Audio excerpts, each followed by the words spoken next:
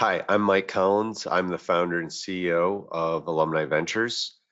Are you a tech enthusiast? That's the subject of our talk today. A little bit about VC, why VC might belong in your portfolio, why it might be a good fit, why it might not be a good fit. So we'll just dig into that today. This is the conversation I have with friends and family, so it's pretty informal, pretty direct. So let's get going. Disclosures. Before I get started, I want to remind everyone that we're speaking today about Alumni Ventures and our views, my views of the investing landscape. This presentation is for informational purposes only. It is not investing advice. It is not an offer to buy or sell securities. Those are only made pursuant to a formal offering document for the fund. So no further ado, this is what we're going to cover today. I'm going to define this thing we call tech enthusiast, talk a little bit about VC, why it might make sense, why it might be especially interesting for tech enthusiasts. I think it'll be interesting. I'm going to give an overview, kind of state of technology, where I think there's white spaces the next decade unicorns and trillion-dollar companies are going to come out of. I'll talk about a few specific companies, and then we'll just wrap up with some questions, and that's it. That's what we're going to cover today. So just a tad about me. I grew up in the Midwest. My parents were teachers. I came east to go to college and to play basketball at Dartmouth. Got my first job in venture capital in 1986, went back to HBS.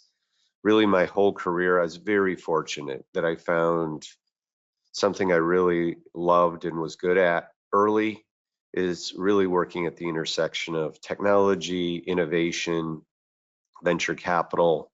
Just had great mentors, Kevin Landry from TA Associates, Clayton Christensen, huge influence on me. Yeah, just a couple of other quick points about, founded Alumni Ventures in 2013. Really just coming from my own personal frustration when I was not in the business, that it was really hard to access the number and quality of venture deals that I felt was appropriate for a portfolio, which I actually think is a power law business. It needs to be hundreds of companies. What you find in the course of investing in this space is that it's just a handful of businesses that really drive all of your returns and wealth creation. The 7 of those listed there by my picture have probably accounted for 95% of my wealth out of hundreds.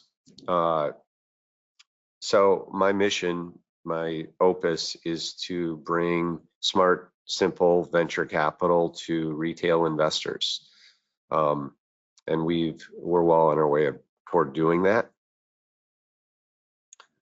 So next slide.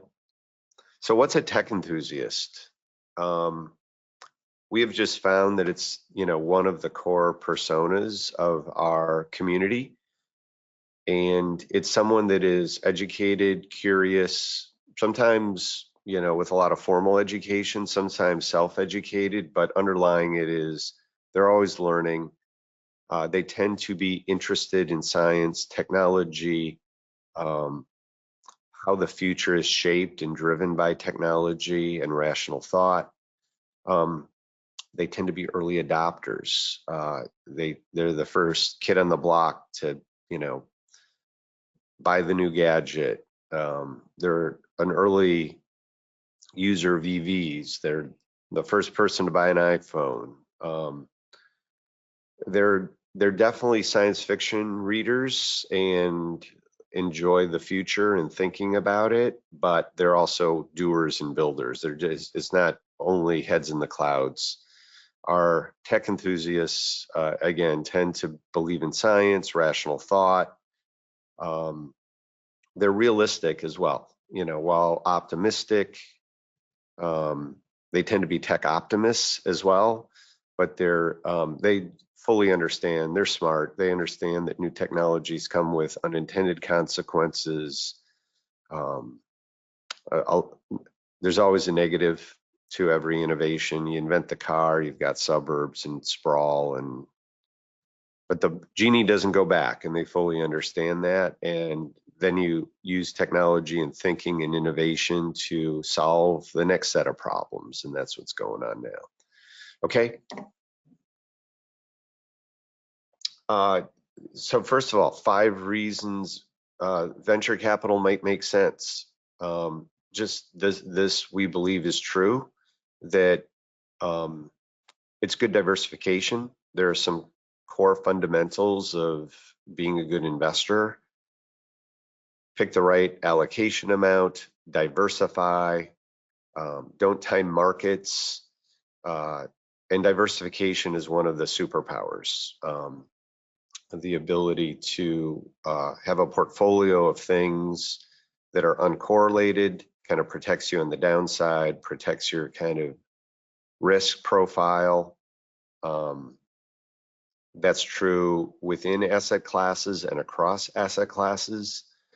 A lot of people want to, obviously investing is about creating returns and financial security, but people like to vote with at least some of their money in things that they care about. And that's true for tech enthusiasts for sure. We think all venture investors really enjoy the community, the networking, the influence. It's very important that at the front of the line are returns.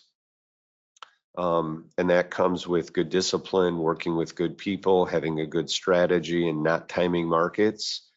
And then again, all of our investors really like access to innovation, that they really like the teams, the stories, the entrepreneurs.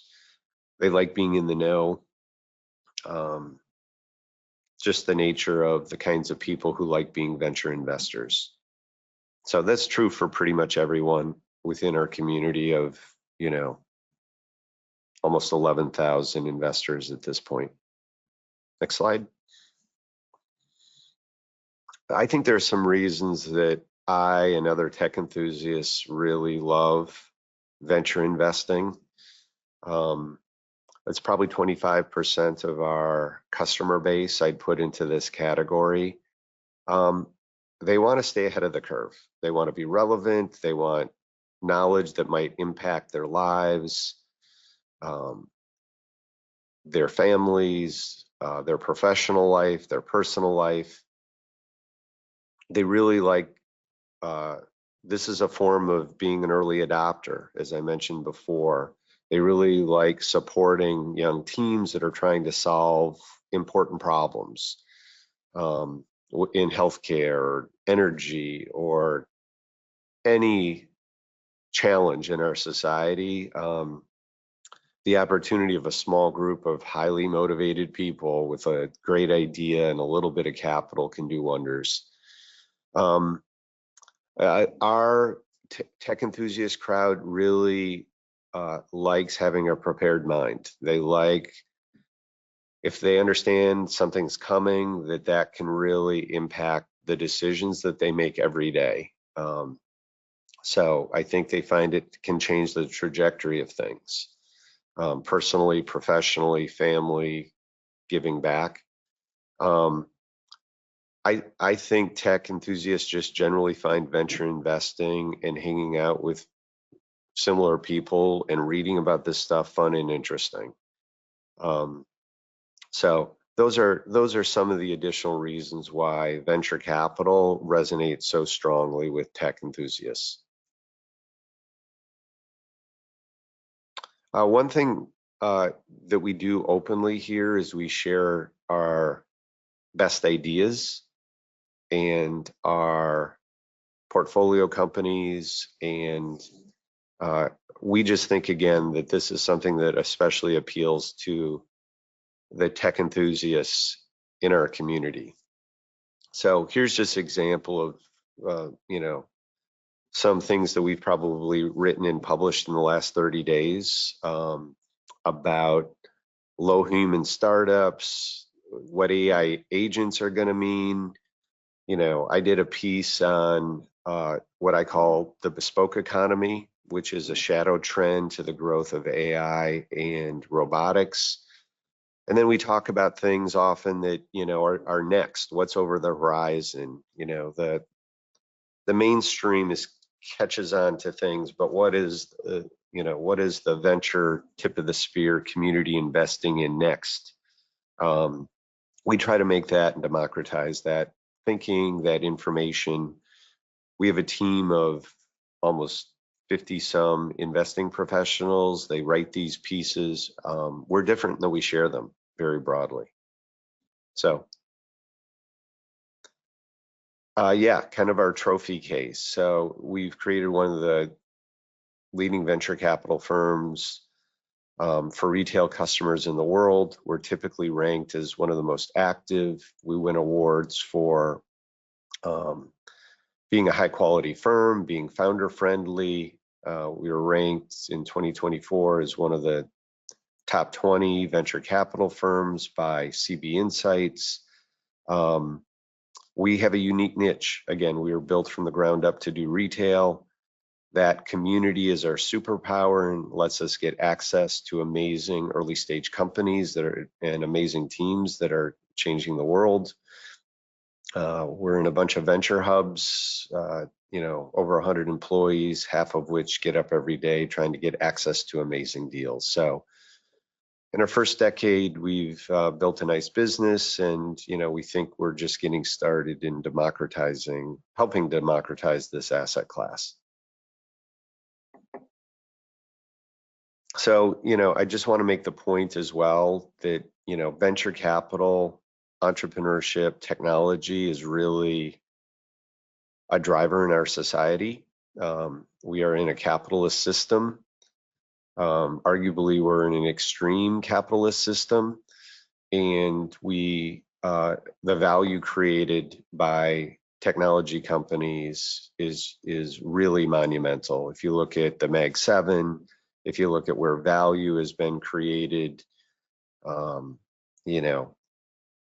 something like you take the market cap of the companies kind of within a 30-minute drive of San Francisco airport, and it's probably equivalent to the public market of a pretty good size country. So it's I don't need to dwell on it. People get it. We have multiple trillion-dollar companies. The number of trillion-dollar companies over the next decade will probably grow by an order of magnitude. There will be new ones coming along, and there will be disruption, and that's the nature of the game. And venture capital, technology companies, entrepreneurship is at the center of it. If you wait for these companies to be public in 2024, 2025, 2026, you're missing out on an enormous amount of value creation. Companies are staying private longer. There's more and more capital available that has jumped the fence. So if you really want to be in equities, part of your allocation, you really need to consider strongly private equity as well. So we are real believers in the future of technology and innovation and value creation. Next slide. Again, a little bit on how VCs make money. It's pretty straightforward. Venture capital firms create 10-year funds. The annual management fee, 2%, sometimes a little bit higher, sometimes a little bit lower. And then when capital is returned, typically 20% of the profits are kept by the investing company and 80% go to the capital providers. So you'll hear the term 2 and 20 A lot of the firms, frankly, that we co-invest with, and we're exclusively a co-investment shop, charge more than 2 and 20. There are also fund of funds and other kind of intermediaries that put fees on top of the fees that venture capital firms charge, or charge a lot of soft costs.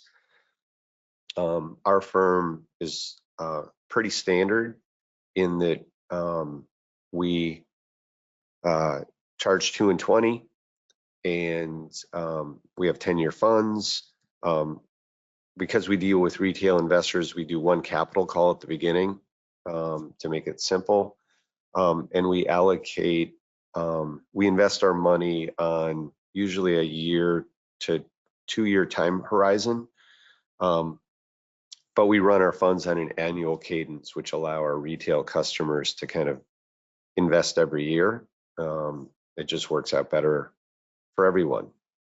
So that's a little bit, and we have lots of information if people want to dig into that.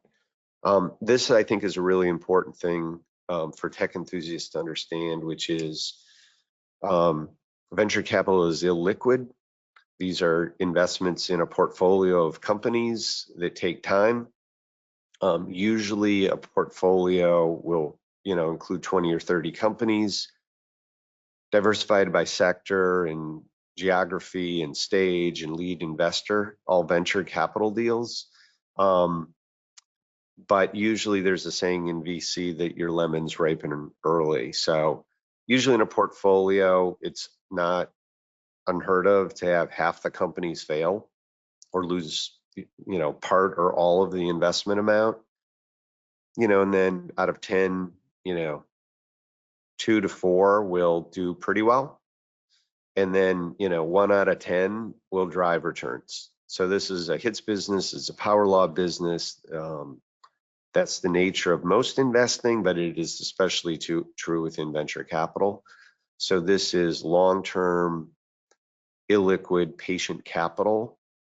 Because of that, returns historically for this asset class have been very good. There are good vintages and bad vintages, but it overall, because there's so much value creation that it can do really, really well. But one of the things we strongly recommend is people allocate over time. So if you have a budget of $500,000, you put in $100,000 a year for 5 years, and then just compound reinvest winnings, those gains, those things, I think is the right way to think about it. So it also makes that it's a really good fit for RIA money or 401k money. Most people consider that long-term appreciation capital, so it's a pretty good fit for that. That's the J curve. I also wanted just to give the community a sense of what's going on right now. And so again, I've had the luxury of being around before there was the internet, the smartphone, and have seen tech trends over the last 30 years. It is a very powerful time in technology and innovation.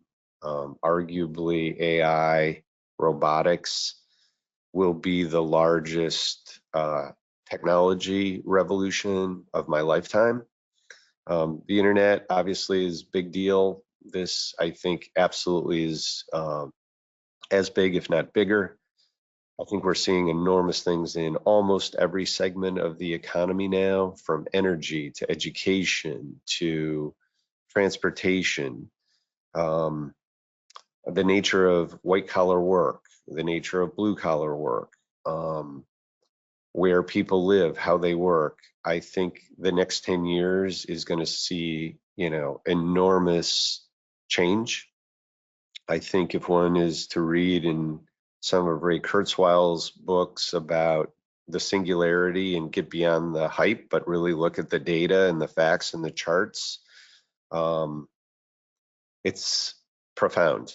And so it's a very important time to understand technology and where it's going. A lot of these things are on geometric curves, and that humans don't understand and work with well, frankly. So I think it's really smart to be on top of this and be at the tip of the spear. And obviously our firm and our portfolio companies are at the nexus of this world. So, just our approach is to focus on accredited individual investors. Our strategy is to exclusively co-invest alongside strong leads, strong people within strong firms, all the name brands that you'd want to ideally co-invest with. We're investing in the company, not in the funds of these firms. So there's no fee stacking. We're going in right alongside. Company X is raising an A round. It's being led by Benchmark. We're participating in that round of financing. We get into the deal because we have a really good Rolodex, and our portfolio companies appreciate that we're like a favorite aunt or uncle. We leave you alone, but if you need help, we're there, and we help them with recruiting, with introductions to lead VCs. We help them connect with each other. We run CEO dinners where they can have a safe space to talk. We have a great reputation among our founders of being helpful. There's a role for a lead investor. That's a really important job. That's like marriage. That's not us, but we're a participant in the team and the cap chart. The community we have is vibrant. We hold events. We share a lot of content. It's totally optional. Some people are introverts, and this is not for them to go, hear a panel of people, so they just want to watch it online. We make all of that available. So, but people that are curious, people that want to stay on top of it, stay relevant, I think we're a really good match for people.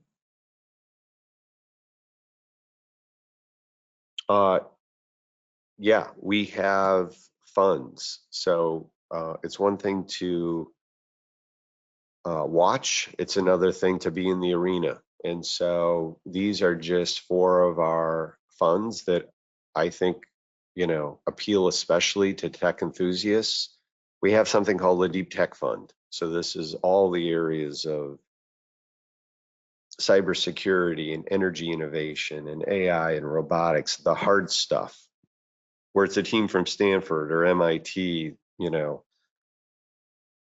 that are solving a really hard, seemingly often an intractable problem, but where the real breakthroughs can be. So Deep Tech Fund, AI and robotics. We think it's interesting that we combine teams here. So there's AI deals in this portfolio, there's robotics, and there's a lot of both. So we love the marriage of hardware and software. Hardware, software, and people is probably the sweet spot in disruption over the next decade. Blockchain, obviously, this is an area that has ups, has downs, very volatile, not for the faint of heart, but we're on our 5th or 6th blockchain fund.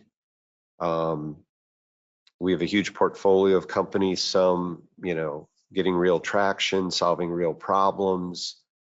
But despite its volatility, it's really up and to the right. And we think it's going to continue to be up and to the right. We think there are some things that distributed ledgers and the fundamental blockchain technology can do really well in the world of AI, Web3. But it's big boy, big girl venture investing. Seed, right? A lot of tech enthusiasm, again, like what's coming out of Y Combinator this year? What are all the major incubators asking to see more of? We share that information. We invest in amazing teams. This is high risk, high reward, but where one can, if you hit it, it can be life changing. So those are 4 funds that, if you're interested, you should check out. I'm going to, again, just full of opinions here, but I'm going to give you, again, 30 years of my point of view about what is key to being a successful VC investor. Big portfolio, diversify, don't time markets.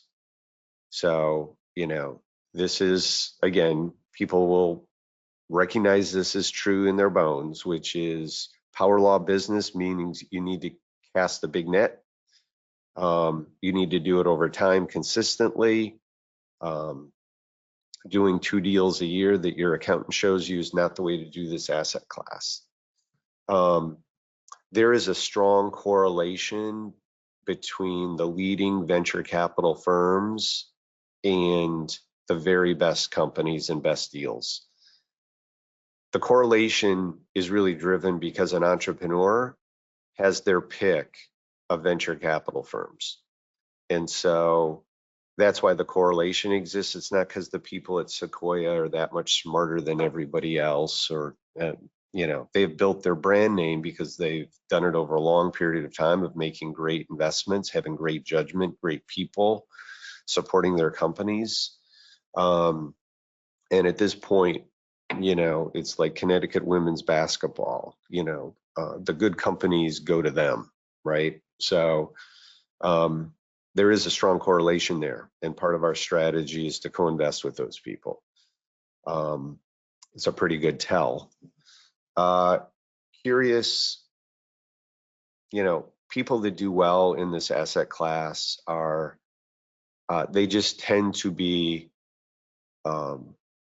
people who appreciate rational thought, science, technology. They're curious. A lot of them are educated, rational thinkers, very practical.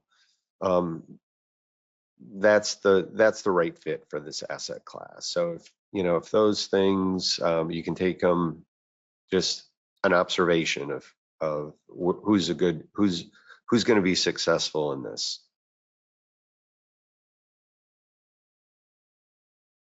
Yes. So questions. So we have an online chat. People have been putting them in over time. Feel free to put in more if we don't get to all of them. We're happy to follow up in an email or with a conversation to get your questions answered. We, again, pride ourselves on super transparency.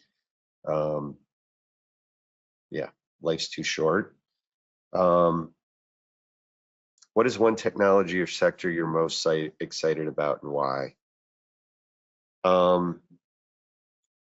Yeah, I think the area of life sciences and the combination of AI models to understanding how the human body and the brain works gets a little less attention, but I think there's real potential over the next decade in drug discovery and again, just really taking biology to the next level, very personalized, very granular in our understanding, the ability to create kind of synthetic biology, if you will, in order to do testing, things like AlphaFold 3, where we're really able to use the power of computers, AI, large language models. It's really more machine learning, but I'm most excited about that because I think it's going to change health span a lot over the next decade. What are the qualities you look for in an attractive investment for your funds? Yeah, the profound question of like, what do you look for as a VC? These things are pretty well established, but I'll just kind of reflect on a couple of things that I may overweight a bit, which is one, what's the quality of the lead investor? I think it's a little non-obvious, but I think that's a really good tell on who's going to make it and how big of an opportunity it is. I think the team, I am in the camp of, you're betting on the jockey. Somebody who's done it before, somebody that has unique domain expertise. I think when there is founder market problem fit, that can be a really good tell. Teams that have worked together before, teams that are complementary. So it's not just the founder, although I tend to overweight the founder, but the founding team, very important, especially if the founder has some blind spots. You like to see, have they surrounded themselves with complementary skills and personalities?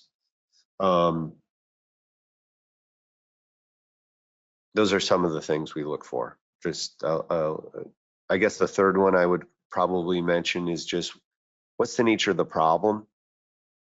I think a lot of people focus on the solution and not enough juice is given to identifying the pain point. How big is that pain point?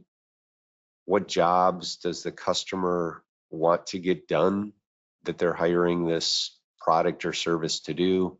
How big is that?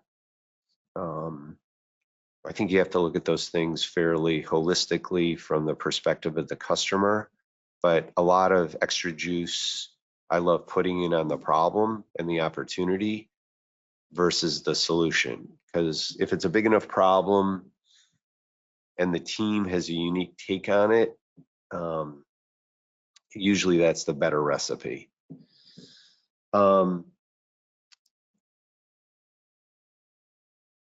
Will these funds continue to raise capital annually for the foreseeable future? Yes, all of the funds I mentioned there are annual funds. Oftentimes we're on our fourth or fifth vintage. It's one of the advantages of our funds at this point, which is as we get to know companies, we obviously keep reserves. And so we reinvest more money in the companies that are getting good traction. But sometimes we actually have allocation or pro rata rights that exceed our allocation from our existing funds. So, Deep Tech Fund 2 might have a great company in it. It's raising a round of financing. We love the price. We're putting more money to work out of Deep Tech 2, but we can get another X hundreds of thousands or millions of dollars in the deal. So it is then an opportunity for our newest deep tech fund with its investment committee to look at that deal and saying, hey, we like that. That's a deal we wouldn't have access to. We've lived with it. We've seen the teamwork. We see that there's really product market fit. And we think there's still huge upside for here, where some of the risk has actually been, the company's been de-risked a bit. So we still like the risk adjusted return scenario. So yeah, we love our annual vintages, and again, kind of a point of view. You try to get in early, you try to add value, and you try to chase your winners. That's how venture capital can work really well for people. So there's other questions I could go on, but just in saving time, we'll take the rest offline. Appreciate really good questions. Thank you. I love putting this slide up. This is a lot of our customers, not all of them, but just asking you which of these persona best describes you, right? And so if you fill out a survey or we ask you this, take a second and reflect, because it helps us to give you the right content, understand where you are in your journey, what might be interesting to you. So we've identified the asset allocator as kind of the robotic, I'm thinking about this in a cold, brutal way about, I want to diversify, I want stability, I want, you know, I have a 4.7% allocation to this asset class, and I think you're a phenomenal return. And I look at my portfolio and I've got holes in this segment, in this segment. I'd like to be a little more early. I'm underexposed in health, whatever. They're thinking very much from that portfolio management perspective. Venture curious. This is the early exploring, hasn't done a lot, wants to learn, maybe ready to get serious about taking the step. They've seen too many things go by typically that they haven't invested in, but they want smart, simple, accessible, and to dip their toe in. So a legacy builder, kind of usually on the other end of the spectrum. This is somebody that's made money and has been successful and is up on Maslow's hierarchy and is now thinking about either diversification, giving back, being sure that they're using every tool they can to educate their family, their kids. They're just thinking about things from the mountaintop. The tech enthusiasts, which is, again, I think a lot of the people in this group today, I've talked a little bit about, they're just, they're all in on technology and innovation, and, they're builders, they support builders, they like learning. And then we have the trophy hunter, and the trophy hunter is someone in getting the winners. Listen, some of our legacy builders, some of our asset allocators, people are more than one thing, but this is definitely a group of people that are like, this is the other end of the barbell from my public stock ETFs, and I'm doing venture capital to swing for the fences, hit home runs, and that's what I'm looking for. So they're interested in seed deals. They're interested in, really hard, deep tech things that if they pan out can be, kind of life-changing. So all of the above, we love people to kind of, pick, I'm most this. People do evolve over time. Some people definitely come in venture curious and then they become more of an asset allocator. They come in just taking first steps, but they're really in this and they really want the juice of kind of trophy hunting. So all are good. Again, the fundamentals of a big portfolio, diversification, annual allocation, invest with good people, good teams, good lead investors, good co-investors. Those things are kind of timeless. Easy to get, hard to do. Next slide. Yeah, so if you're interested in this, again, common sense, be honest with yourself. What kind of persona are you? Do your research, pick the right product, ask questions. A lot of our investors just love a quick chat with one of us for 15, 20 minutes to hear their story, what they want to get out of it. A lot of people want to help our portfolio companies. So we encourage you, schedule a call. It's pain-free. Like to talk to people. We are network powered. We try to build long, enduring relationships with our investors and their families. So if that's something that makes sense for you, we encourage you to take the next step.